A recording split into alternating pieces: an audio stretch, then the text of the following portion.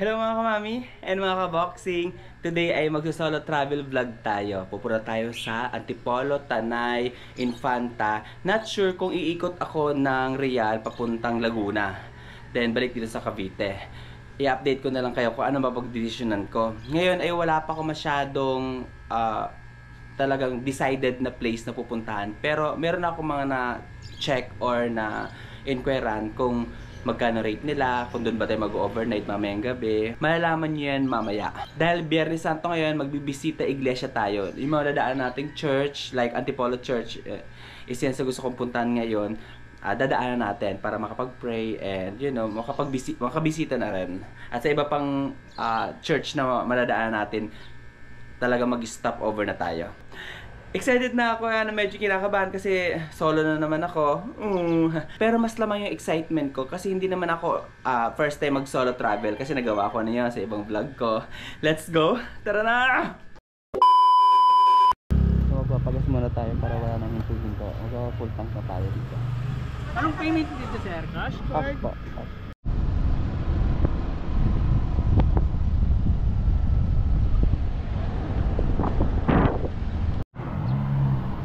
Kain muna ng pares.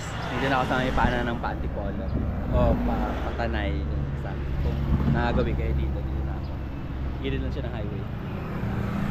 Tara, kain na tayo. Drop.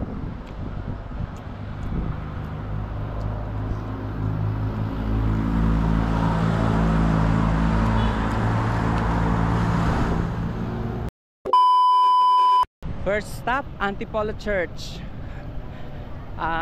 Gusto ko itong puntahan ngayon kasi ang huling punta ko dito, nag-alay lakad pa kami noong 2012. Yun.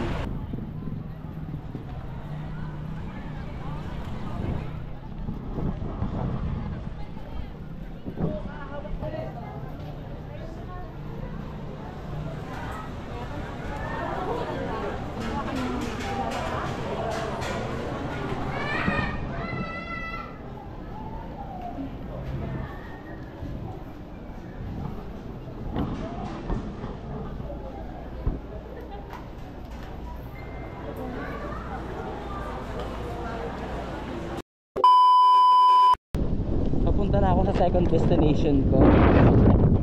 Hindi pa akalain na ganito yung daan. Medyo ano pa yun, no? Ang daming part na off-road.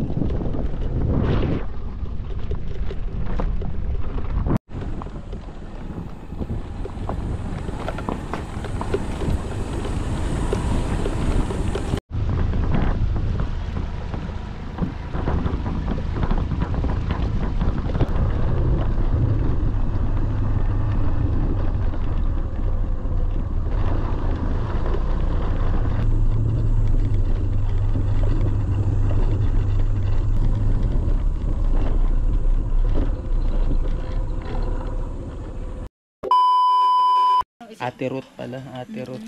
Dito na ako kay Ate Ruth. Ano talaga, pang probinsya. Meet Ate Ruth. Ay, nagbablog ka. Yan Pang po. probinsya talaga dito. Hindi Grabe. naman siya ano. Trail talaga ang daan. Hotel talaga. Tingnan mo, nag-overnight sila. Ano yun? Pahinga ka muna na. Ha? Thank you po. Sige po, Ate Ruth. Sabi mo na. Ay, sige. Sige, Diba? mag-ano ka lang muna dyan. Salamat.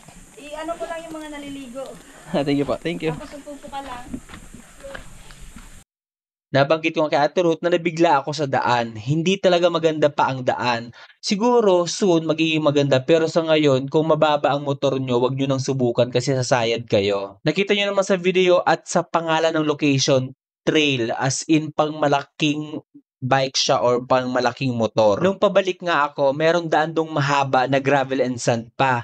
Twice akong nadulas kasi napakadulas talaga nung graba sa gulong. Nakakaya, ang dami nakakita sa akin. Pero pagdating sa ilog, maganda naman yung ilog. Hindi nga lang siya malalim, pero napakalinaw ng tubig. And take note, wala pong bayad to. Pero mahaba tong ilog. Kung nakikita nyo kanina, may mga motor sa gilid. Yung iba, doon na bumababa kasi may mga babaan naman.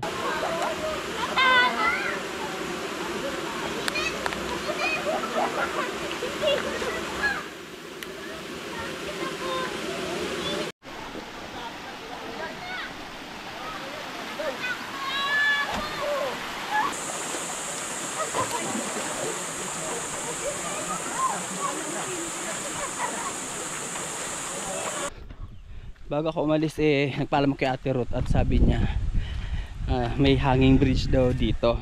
Baka gusto kong ipuntahan na dahil nandito naman na ako. At ito na yung hanging bridge. Medyo oldie na siya. Ayan. So ingat lang talaga. Baka mahulog. Pero try natin. Mali mo naman matibay-tibay. Dahan-dahan lang tayo.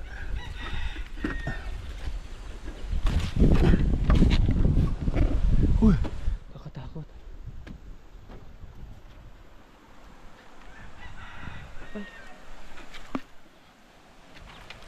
Ay, shit. Ito yung hanging bridge. Hindi ko na itutuloy. Nakakatakot lang yan. Ito lang tayo. Hanging bridge. Nakakatakot. Marupok na yung mga apakan. Yan. Punta na tayo sa camping site.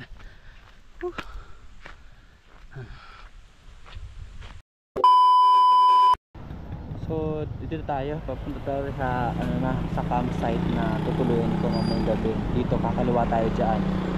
Dito bukas dito naman tayo sa Tanay. Nagpagas lang ako para di ba? Baka mamaya niyan maubusan tayo ng gas. Isang liter lang pinakarga ko. Kasi diyan kakaliwa na tayo. Go. So bago pumunta ng campsite, kain muna kasi not sure kung may pagkain ba dun sa campsite. Let's eat.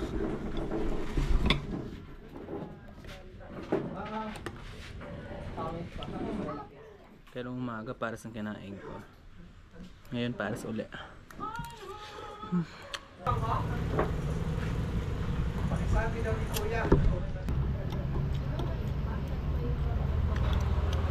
Here's my food. Yun. Pagdating mo dito bandang dulo, marami ng campsite magkakasunod-sunod. Kung gusto mong pumili pa, pwede kang pumili. Ayun na, gilid na ayun na, sa gilid ko na yung ilog.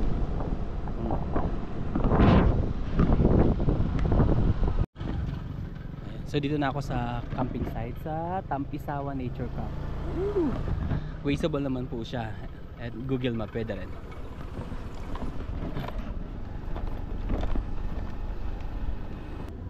Tampisawa Nature Camp. Ayun, tapos na ako mag-register. So may hanap na akong spot kung saan ko ikakabit yung hammock dito.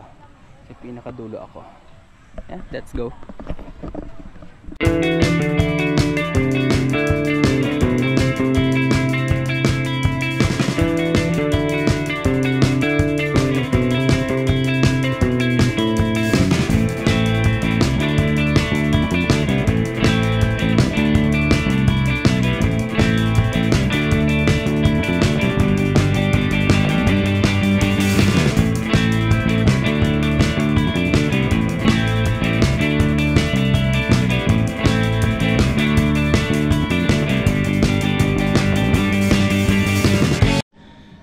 Grabe, inabot akong 30 minutes mag-setup nito. First time kasi mag-setup ng tarp. Dati kasi duyan lang sinesetup ko. Grabe. At least success na. Makakapag-relax na ako ngayon. And dito ako sa gilid ng ilog. May mga ano lang dyan. Feeling ko pag nilubluban ko yan, maano yung parang burak niya. May doon siguro sa unahan walang burak. Walang ka-signal dito. Pero may wifi sila. 50 pesos buong araw mo na yun. I mean, buong stay mo na yan dito, yung 50 pesos. Tapos, kapag overnight naman is 500 per head. Bahala ka na kung magte-tent ka or maghahamok. Basta 500 per head.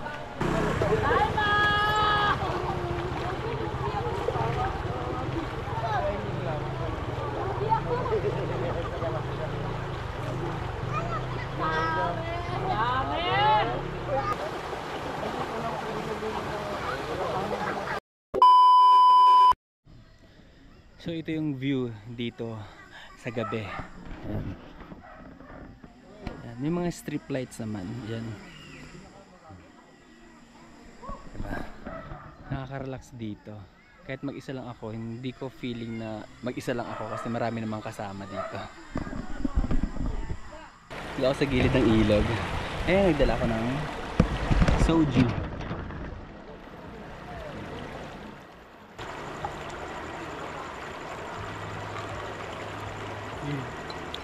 Dito pala may mga tinda rin sila. Yung mga basic lang. Yung mga dilata. Tapos may bigas din sila, pwede ka magpasain. Hindi ko na natanong kung magkano. Yung mga chicherya.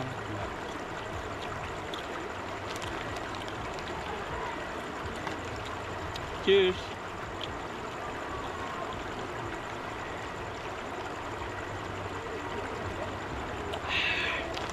Sarap!